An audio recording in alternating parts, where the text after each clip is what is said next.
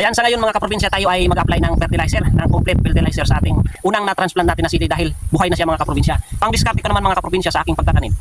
After 8 days mga kaprobinsya ng transplant natin, para rooted na siya, yung ugat niya mga kaprobinsya ay nag-spread na. Yung ugat niya mga kaprobinsya ay nag-spread na mismo doon kung saan natin tinanim, doon mismo sa lupa mga kaprobinsya, dahil 8 days siya na na-transplant na natin sa lupa. Kaya ngayon, apply natin ang abono na complete fertilizer.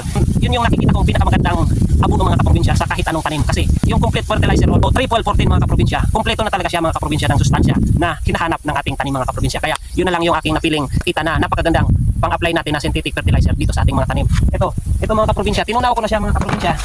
Ayan o, tinunaw ko na siya mga kaprobinsya. Ayan o, tunaw na tunaw. So dalawang timpa mga kaprobinsya. Ang kagandahan naman sa atin dahil meron tayong water pump mga kaprobinsya, abot dito sa bundok, yung bus mga kaprobinsya. Kaya wala tayong problema sa tubig kahit magtag-araw. Pwede tayong magdilig mga kaprobinsya dahil abot dito sa bundok. Babatihin natin para yung abono maghalo siya mga kaprobinsya. Kaya hinahalo natin mga kaprobinsya. Ayan. So ayan mga kaprobinsya. So shout out sa inyong lahat sa mga nakaka-relate sa aking content mga kaprobinsya na pagtatanim. So ito yung aking pamamaraan ng aking pagtatanim mga kaprobinsya. So patuloy yung ating pagtatanim. Pakita ko sa inyo mga kaprobinsya yung 8 days na na-transplant na natin dito sa lupa mismo. Ayan o. Ayan ang mga kaprobinsya. Ayan o. Ayan. So pwede na natin siyang applyan ng abono.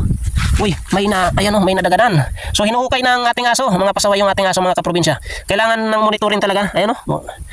Nahimatay pa ata mga kaprobinsya yung ating. Ayan o. Ang dami mga kaprobinsya hanggang doon. Ayan.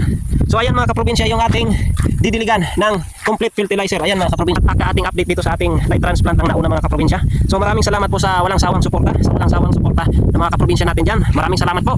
God bless. Peace bye. Alright.